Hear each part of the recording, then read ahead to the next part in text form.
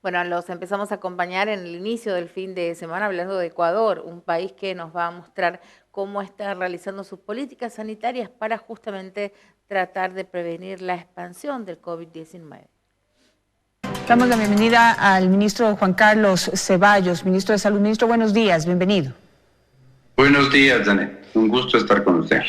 Quisiera empezar hablando directamente de la provincia de Pichincha, que ya se ha catalogado como que siguen incrementando los casos de contagios de COVID-19 y hoy se dice que estamos apenas a 12 casos de lo que se registró en su momento en la provincia del Guayas, en donde se vivió una emergencia y pues un pánico generalizado por las consecuencias del COVID-19.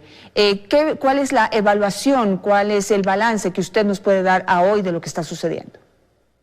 Sí, bueno, la comparación no es exacta, no puede ser exacta porque, por ejemplo, la disponibilidad de pruebas que teníamos en Guayaquil al principio de la pandemia era muy corta, muy poquitas pruebas teníamos. Estamos en una competencia a nivel mundial para conseguir esas pruebas, no se conseguían y entonces el número de contagios no revela el número de contagios que hay en Quito, donde nosotros tenemos ahora más de 80 productores o proveedores que tienen que nos dan las pruebas rápidas y también hemos aumentado muchísimo la capacidad desde marzo hasta esta época de las pruebas PCR. Entonces yo creo que son dos escenarios diferentes. Sin embargo, es obvio que la cantidad de casos en Quito, y eso no se puede esconder, han aumentado.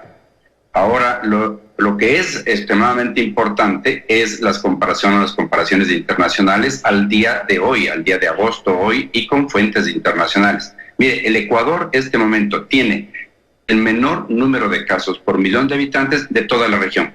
Chile, Panamá, Brasil, Perú, Bolivia, Colombia, inclusive Argentina es menos y controlado, digo yo, por 1 millón de habitantes. El Ecuador está con 5.359 casos por millón de habitantes y el más alto, que es Chile, es de 19.601, es decir, casi 4 veces la cantidad.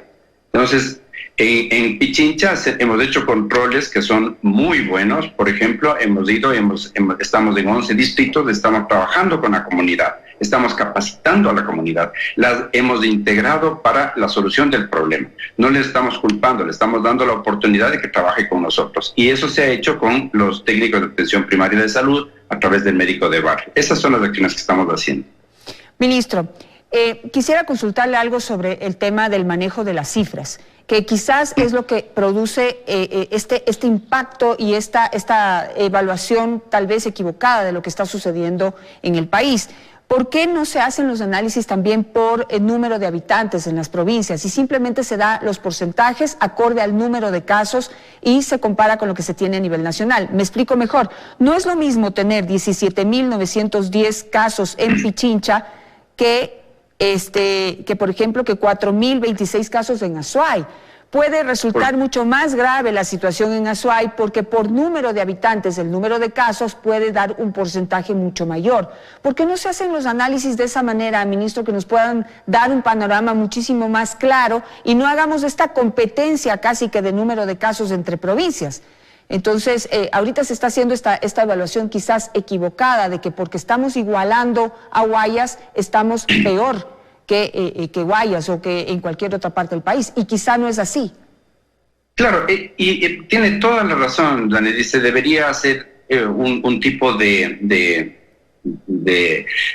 comparación que sea mucho más precisa, que sea mucho más y que refleje la realidad de una mejor manera. Es así, es por esa razón por la cual yo le he dicho, con el contexto nacional, por ejemplo, nosotros tenemos que comparar con el resto de los países y el Ecuador, como digo, está lo más bajo, tiene el número, y ahí sí controlados por millón de habitantes de toda la región. Pero es una excelente idea hacerla, la vamos a considerar porque yo creo que nosotros y ustedes nos ayudan en eso. de que nosotros podamos dar la mejor información.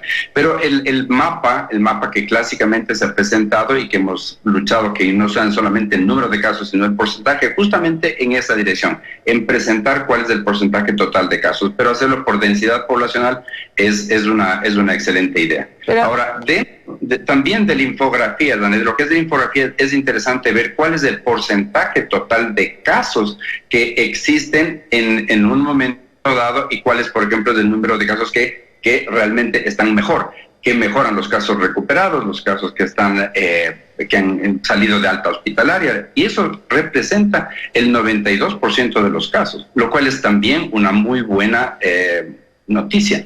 Claro, pero eso también deberíamos saberlo versus el número de habitantes y comparado también con el porcentaje de recuperación que tienen otros países, para poder saber qué tan bien o mal estamos o qué tan bien o mal lo estamos haciendo. Ministro, es que el manejo de las cifras es lo que le va a ayudar a usted a tomar mejores decisiones. En este momento, por ejemplo, aquí en la provincia de Pichincha, estamos muy preocupados porque ese incremento de número de casos, no sabemos en este momento si la infraestructura hospitalaria da para atender ese número de casos, si tenemos que movilizar pacientes a otras provincias, como me parece que ha sucedido hacia la provincia del Guayas. Es decir, que debemos entender mejor la situación y entender mejor que las decisiones que se están tomando son las adecuadas. ¿Qué nos puede decir en ese sentido? De acuerdo a las cifras que tiene, ¿cómo está Pichincha en este momento?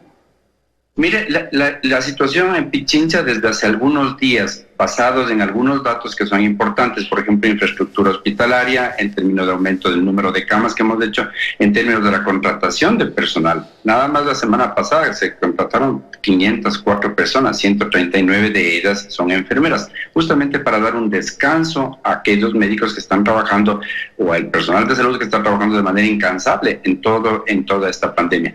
Ese es un indicador. La otra que le decía, por ejemplo, es el número de camas, y el número de camas que nosotros da disponibilidad, el número de camas que hemos tenido, por ejemplo, desde que comenzó agosto, está bien estable. Nosotros ya tenemos entre 4 y 6 camas de UCI que permanentemente están siendo liberadas y que nosotros podemos utilizar.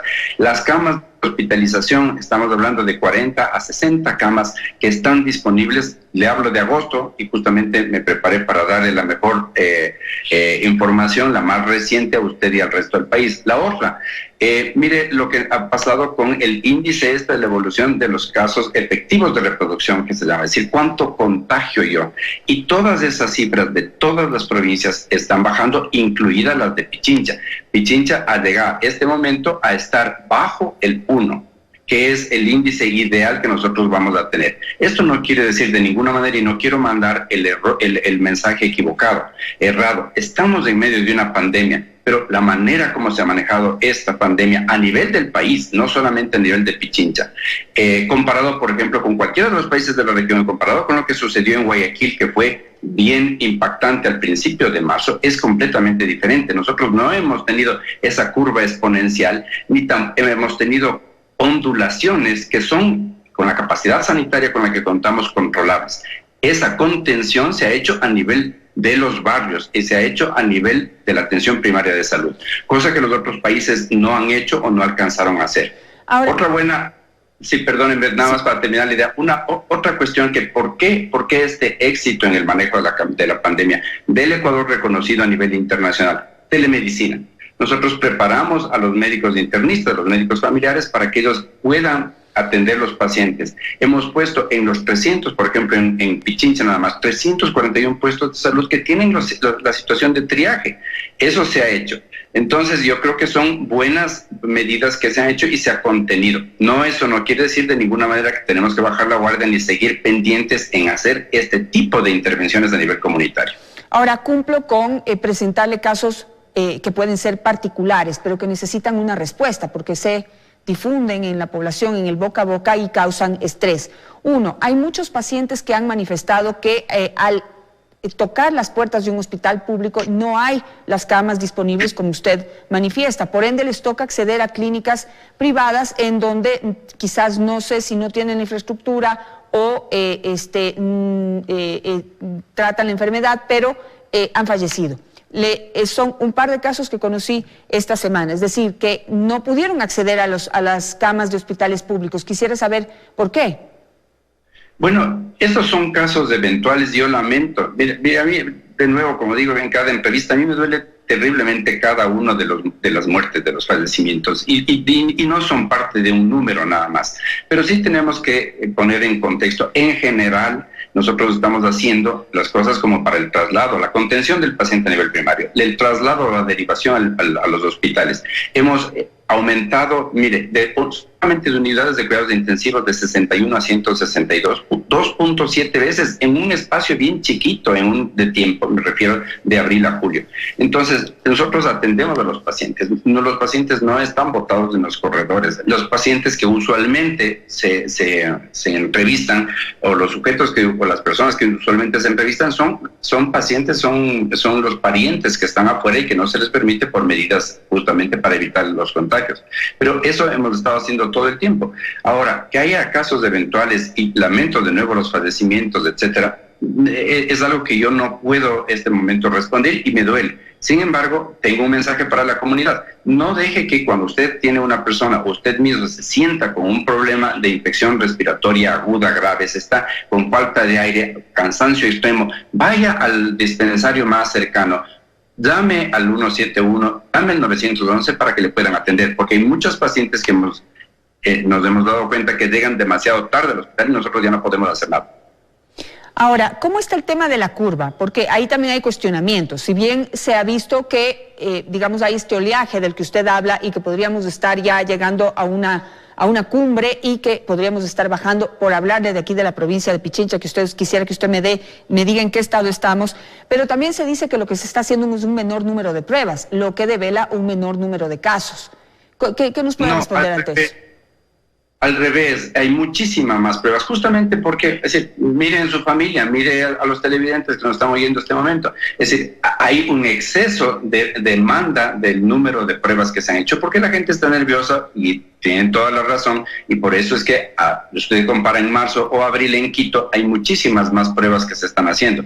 La situación, además, mire, voy a usar otro indicador que es fuerte, un indicador duro, que es el exceso de mortalidad. El exceso de mortalidad y fuente del registro civil del Ecuador, porque en muchos programas justamente de Teleamazonas se dice no, el gobierno no está dando las cifras correctas. Aquí van las cifras. De marzo a julio fallecieron 2.275 personas más que en los años 2018 y 19 en el mismo periodo. Siguen registrándose los decesos en Colombia, otro país que da muestras claras que aunque intenta es muy difícil frenar el avance de este virus mortal. Buenas tardes para usted, para las personas que como todas las tardes se conectan a esta transmisión en vivo de la Unidad de Salud del Tiempo. Hoy tenemos el segundo día con más muertes reportadas hasta la fecha, con 364, como lo mencionaba, y en total llegamos a las 13.387 muertes por COVID-19, a 422.519 infecciones y a 239.785 recuperados. Hoy también tenemos el día más alto en nuevos recuperados hasta la fecha, con 9.358. Como dijimos ayer, el país va a empezar a reportar también próximamente de a 10.000 recuperados diarios, lo que pues sin duda es una buena noticia. De todas formas, hay que decir que la mayoría de ellos son considerados como libres del virus a partir de un criterio clínico. Sabemos que desde hace semanas no se están haciendo pruebas, segundas pruebas para muchos de ellos. Los principales aportantes para esta jornada en cuanto a número de casos son Bogotá con 4.115 positivos, Valle con 1.826, Antioquia con 1.656, Cundinamarca con 701, Córdoba, importante este dato de Córdoba, con 463, y lo mismo los del oriente del país, las regiones del oriente, norte de Santander con 384, y Santander con 381, Nariño con 382 y Meta con 248 casos. Sí, Carlos Francisco, otros datos que generalmente completan el panorama de la pandemia en Colombia, el número de casos activos que hoy se ubica en 168.005, 3.000 más que ayer, bueno, en realidad 2.500 más que ayer. Y el número de conglomerados que se presenta una reducción, es la segunda vez que pasa desde que hacemos estos reportes. Ayer teníamos 1.061 conglomerados, hoy tenemos 1.058. Si me permite, de una vez hacemos el barrido por las cifras mundiales. El mundo, como supimos hace pocos días, superó las 20 millones de infecciones, ya son 20,3 millones en todo el mundo, de esos 12,6 millones se han recuperado y 742.413 personas han muerto oficialmente según los datos de la Organización Mundial de la Salud, con corte a las 10 de la mañana. En base en los reportes, podemos decir que la positividad de las pruebas, si tomáramos literalmente que los 12.066 casos respondieron a las 40.426 pruebas que se dicen en este reporte diario, la positividad digamos, de casos sería del 29,84%, es decir, casi la tercera parte de las pruebas que se realizan resultan positivas en un dato bastante importante. Y obviamente cuando hablamos de cifras que naturalmente tenemos que relacionar con los porcentajes concretamente entre casos activos y entre casos recuperados, podemos decir que con base en los números de hoy, el 40,58% de los casos son activos, es decir, son infectantes, y el resto pues potencialmente ya digamos se han recuperado, que son el 56,14%,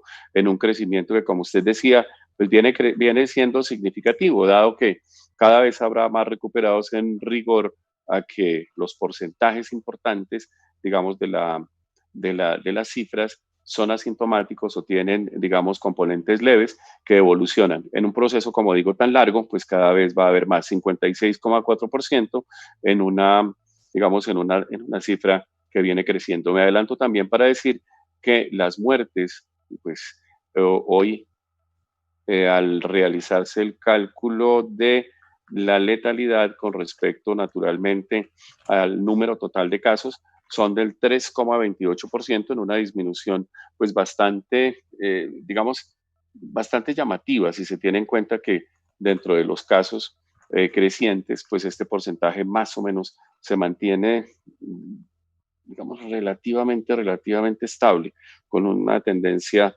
muy mínima a la baja. Sí, mire, ya estoy aquí revisando los datos de la mortalidad registrada el día de hoy. Recordemos 364 fallecimientos, nuevos fallecimientos reportados por el Ministerio de Salud. Ya podemos confirmar que Antioquia tiene 52 nombres en esta lista de 364 víctimas mortales, que Bogotá tiene 115 fallecimientos en esta lista y que Córdoba es el tercer departamento con más muertes al registrar 29 decesos reportados el día de hoy. De Córdoba no da tregua frente a ser, digamos, el departamento de la región con la mayor tasa, la mayor índice de letalidad. Ya vamos a hablar de eso un poquito y miraremos exactamente cómo están las otras regiones. Por ahora, digo que los casos activos se encuentran en un porcentaje bastante alto, el 89,6%.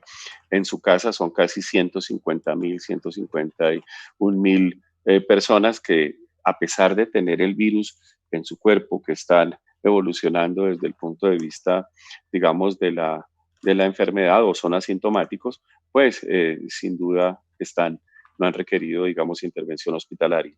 Moderados, es decir, aquellos que se encuentran en las salas generales de los hospitales, son casi 15.760 más o menos, representan el 9,5%, y volvemos a tener el segundo día por debajo del 1% de los casos activos en cuidados intensivos. Más o menos unos 1.520 personas en este momento están ahí y representan el 0,9%.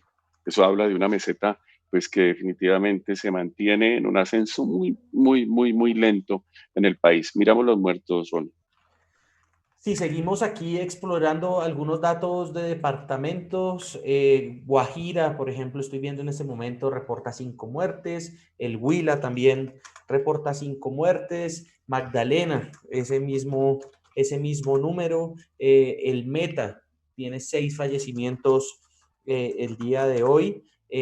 A ver, ¿qué podemos decir aquí? Nariño. Y bueno, mire, Carlos Francisco, las cifras de norte de Santander vuelven a estar bastante altas, 25 muertos el día de hoy reportados por norte de Santander, y como siempre hacemos la comparación con ese departamento vecino, Santander, hoy podemos decir también que tiene 15 fallecimientos, 15 fallecimientos aporta Santander. Si lo vemos con el número de casos activos, también encontramos que Norte de Santander vuelve a estar entre los primeros lugares de departamentos con mayor número de nuevos casos, con 384, y le sigue justamente Santander con 381 casos nuevos. Siguen estas cifras altas en estos dos departamentos que son, pues digamos, de carácter fronterizo. Lo habíamos anunciado desde hace algunas semanas, porque hoy Norte de Santander es la segunda tasa de letalidad más alta en el país. Habíamos hablado de Córdoba, que viene bajando un poco.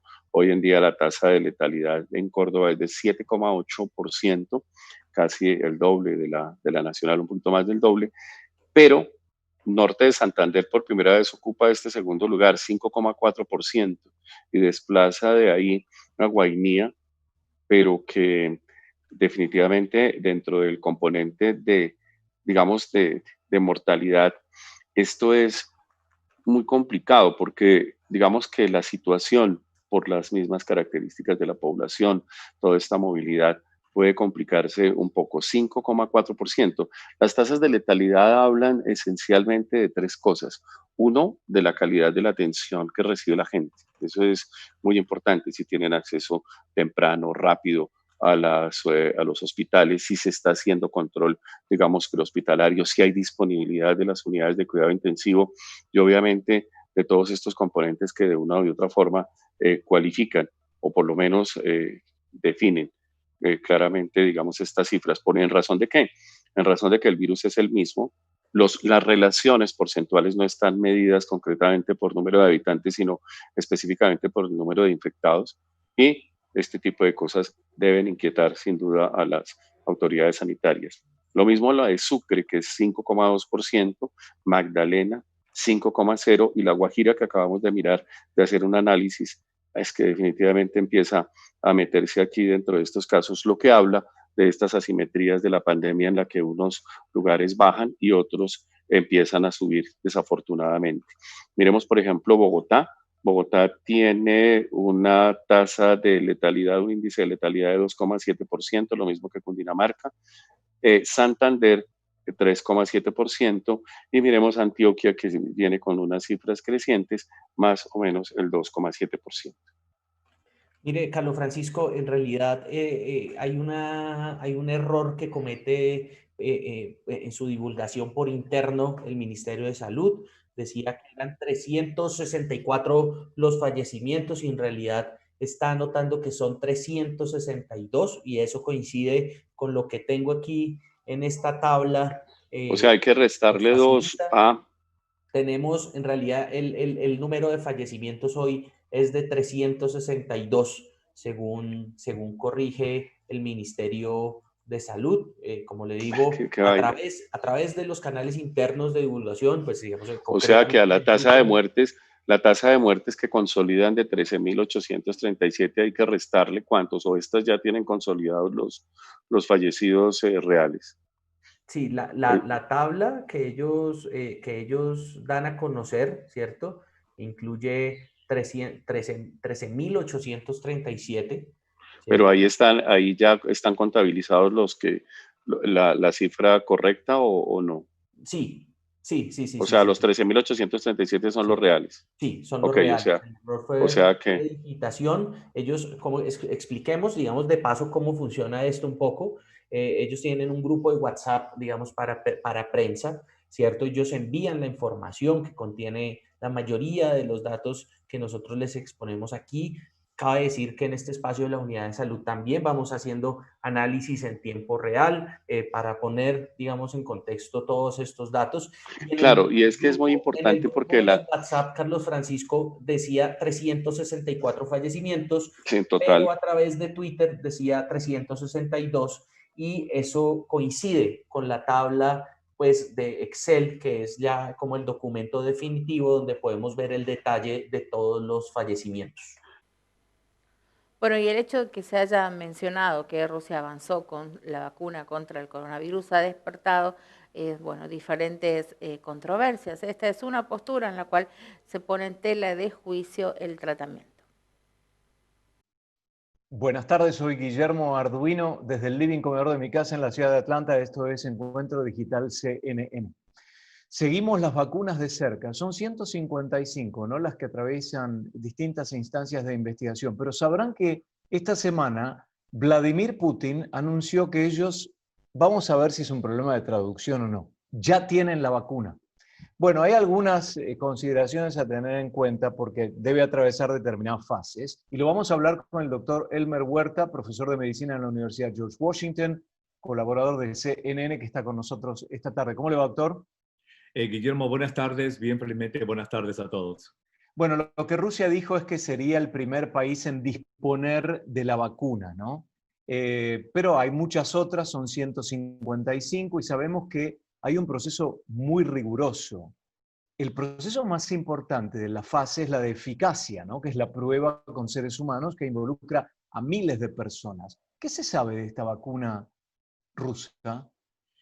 A ver, Guillermo, mira, desde el punto de vista científico, que es lo que realmente importa para que nuestros seguidores sepan si esta vacuna es efectiva y es confiable, es segura, no se sabe realmente nada. Y cuando te digo nada, es nada. Recordémosle a nuestros seguidores cómo es que se hace en el mundo occidental, por ejemplo, estas vacunas que ya están en fase 3, la vacuna de Moderna aquí en Estados Unidos, la vacuna alemana de Pfizer y BioNTech y la vacuna inglesa de Oxford y de AstraZeneca. ¿Cómo es que han hecho las cosas?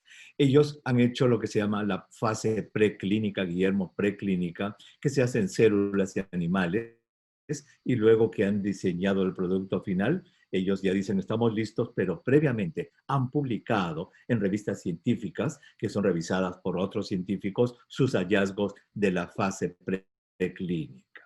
Luego han pasado a la fase clínica que se hace en seres humanos, que está compuesta de la fase 1 en un pequeño grupo de personas que reciben ese producto desarrollado en la etapa anterior y luego publican sus resultados. Las tres la han hecho. Luego viene la fase 2, en la que ya no son unas decenas de voluntarios, sino centenares, para ver la efectividad, para ver la dosis, la frecuencia de la dosis, la toxicidad, obviamente, y luego publican sus resultados y han publicado en la revista Lancet, en la revista médica de Nueva Inglaterra, está disponible. Muy bien. Y luego han pasado a la etapa 3, en la que se encuentran en este momento.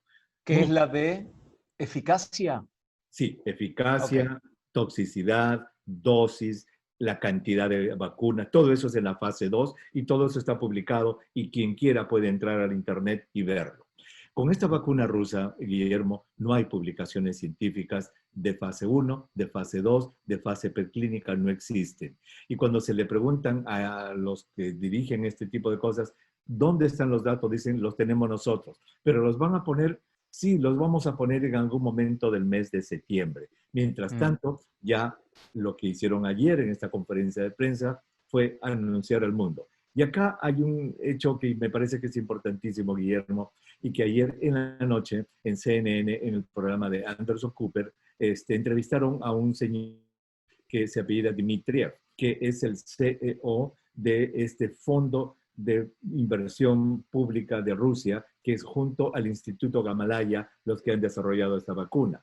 Cuando lo presionaron y le preguntaron, le dijeron, pero ¿cómo es posible que ustedes estén ya diciendo que una vacuna está disponible para amplio uso si todavía no han ni siquiera empezado la fase 3? Luego de un titubeo, este señor Dmitriev dijo y aceptó diciendo, bueno, lo que pasa es que en Rusia como tenemos esta ley de pandemias, nos permite aprobar un medicamento mientras se está estudiando.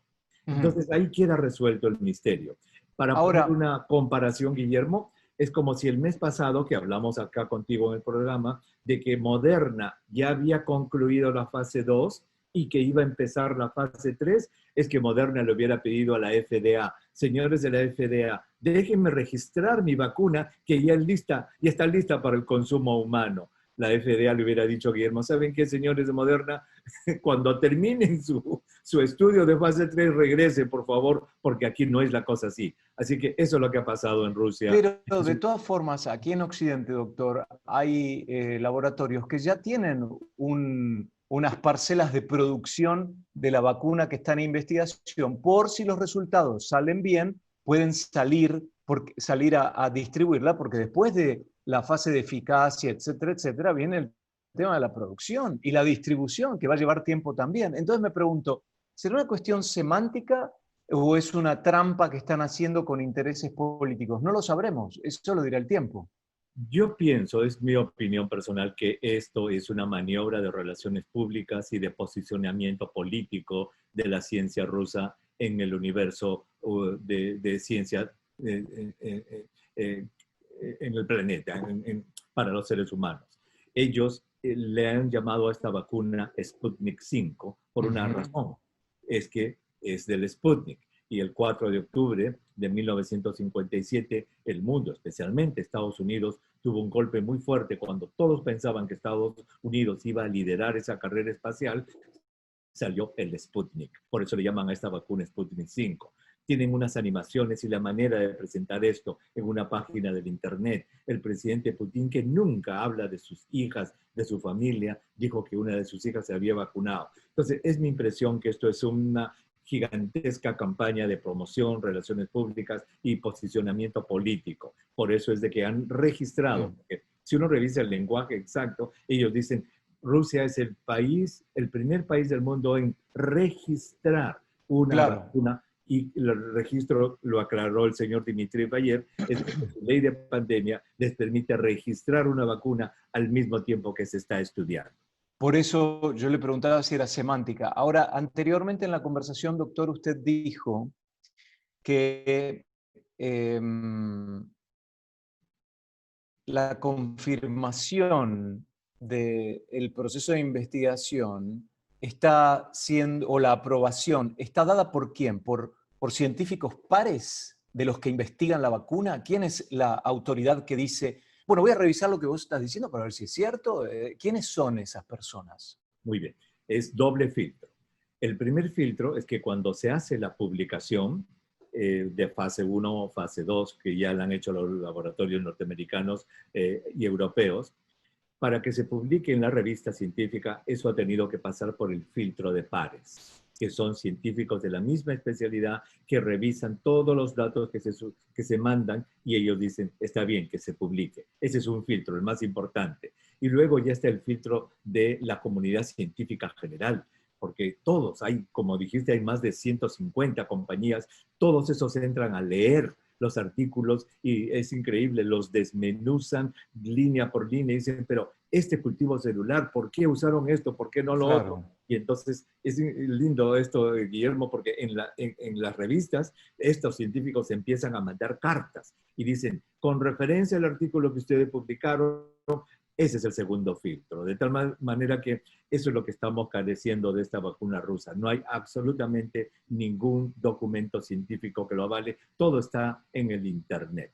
El proceso es más o menos como cuando hay un alumno de un doctorado que defiende su tesis frente a un tribunal y a un público, ¿no? Yo tuve la oportunidad en Trieste, creo que fue en el año 2005, 2007, de ir al Instituto Tecnológico de Física Cuántica, de Física Teórica, y estaban los físicos defendiendo sus tesis. Era impresionante ver el ataque, porque era un ataque el que le hacían los propios científicos desde el estrado. No era el tribunal, eran los asistentes, cuestionándoles el proceso de confirmación de la tesis que ellos estaban presentando. Y realmente me di cuenta que es de una competencia y a un nivel académico tan elevado y tan agresivo que realmente hay que tener la teoría y la práctica bien armada para poder defender las preguntas de esta gente que critica la posición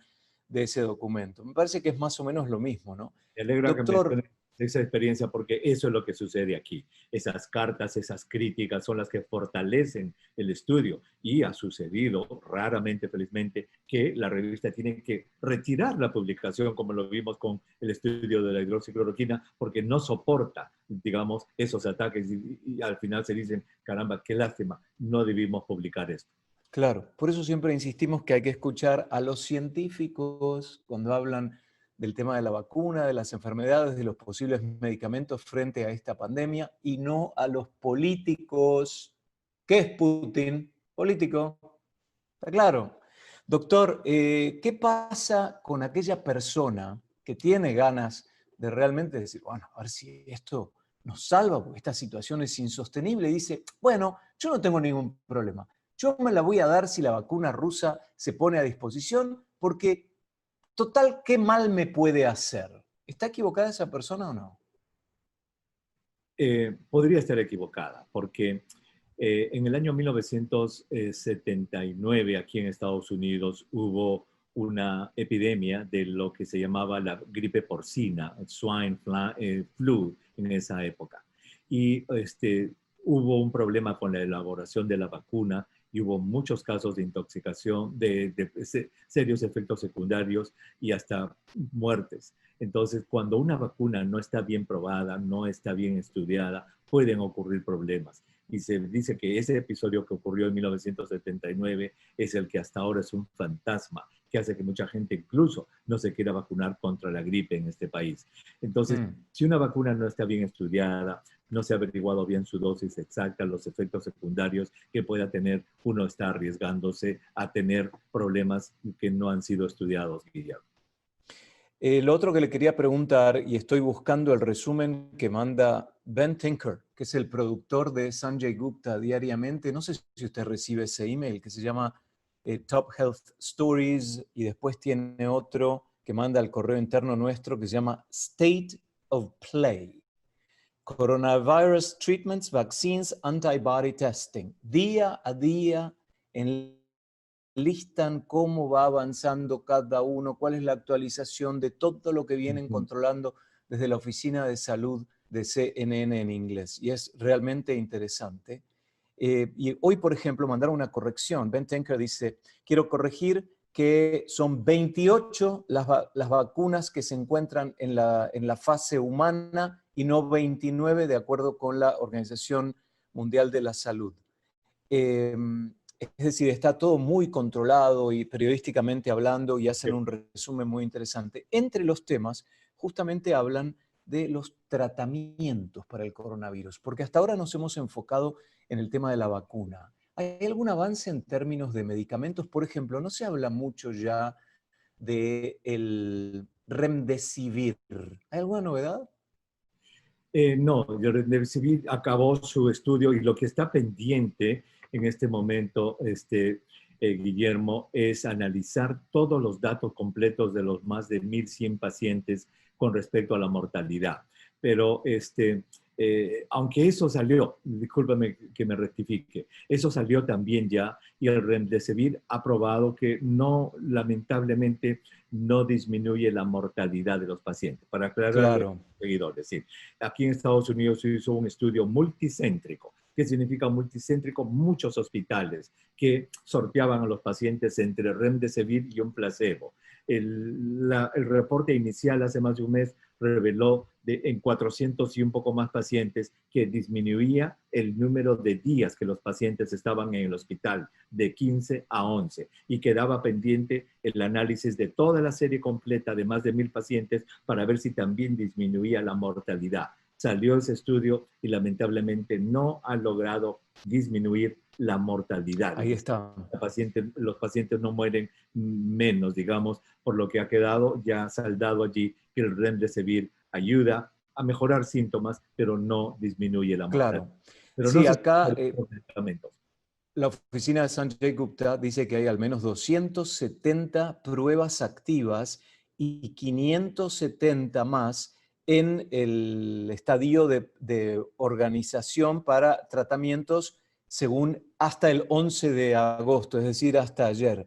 Dice que incluyen estos estudios antivirales, esteroides, drogas IL-6 que se usan para la artritis y famotidina, una droga para la acidez estomacal, que la mencionó usted, doctor, Yes. en episodios previos. Y después menciona el tema del plasma convaleciente, aquel que una persona que transitó la enfermedad, cuando se recupera sus anticuerpos, se le pueden aplicar a alguien que ha sido infectado también, y eso se llama anticuerpo monoclonal, porque piensan que pueden clonar ese factor a través de una droga para darle esos anticuerpos a otra persona. En definitiva, no hay mucho avance con respecto a la medicina que pueda ayudar contra el coronavirus. Y ya se han publicado varios estudios con respecto a la hidroxicloroquina, que lamentablemente pues no funciona la hidroxicloroquina, ni en pacientes hospitalizados, ni en pacientes ambulatorios. ¿Y tiene efectos secundarios la hidroxicloroquina para aquellas Pacientes- personas que los toman? En los pacientes hospitalizados sí, provoca serias arritmias cardíacas y paros cardíacos eléctricos, sí. Muy interesante. También es interesante ver el tema de los países, doctor. 28 vacunas en la etapa de pruebas con humanos en todo el mundo, 5 de Estados Unidos, 9 en China, 2 en Gran Bretaña, 2 en Alemania, 1 en Rusia, 2 en India, 1 en Japón, 1 en Canadá, 2 en Australia, 1 en Singapur, 1 en Bélgica, 1 en Corea del Sur y 1 en Taiwán. Y 139 todavía están en la etapa preclínica. Pero qué importante que el esfuerzo internacional está bastante bien equilibrado, ¿no? No es un país en particular, sino que está bastante diversificado, ¿no? Efectivamente. Y mira, poco se sabe en realidad de los estudios de fase 3 chinos. No vaya a ser que ellos den una sorpresa ya desarrollando más rápido, porque ellos han empezado un poco más temprano.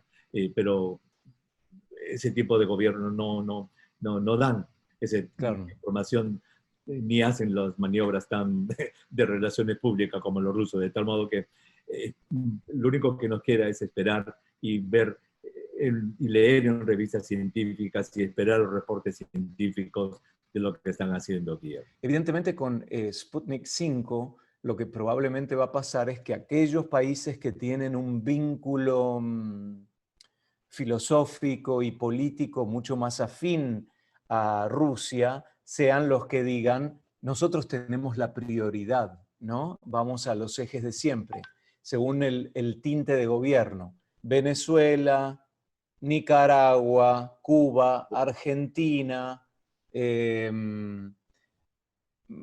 China, bueno, China tiene su propia producción, pero digamos, ese perfil político puede empezar a jugar. Por eso nuevamente insistimos, escuchen a los científicos y no a los políticos. Doctor, ¿qué le parece el hecho de que ha subido tanto el número de contagios en niños? Y hace 5 meses decíamos que misteriosamente los niños no se veían afectados por el COVID-19. Sí, mira, esto es muy interesante y tiene una explicación hasta cierto punto epidemiológica. Cuando empezó todo esto, todo este problema, toda esta pandemia, Guillermo, en el mes de enero, y lo que se veía y lo que se hablaba y lo que realmente era lo único que se podía escuchar era neumonía, neumonía, neumonía, respirador, respirador, respirador, hasta el punto que a esta enfermedad se le llamó la neumonía de Wuhan. ¿Y eso por qué? Porque el grueso de los contagios eran en adultos mayores, las complicaciones, y eso era lo que se tenía. Eso fue en enero. Ya en febrero, marzo, empezó Europa, y allí ya la epidemia cambió un poco. Ahí empezó a descubrirse el carácter inflamatorio de la enfermedad, lo que son los coágulos, empezó a descubrirse la reacción multisistémica de este virus que puede atacar diversos órganos y se empezó a ver ya otro tipo de patología. Esperamos que tengan un excelente inicio del fin de semana. Nos vemos la semana que viene aquí en Canal 7 con Panorama Global.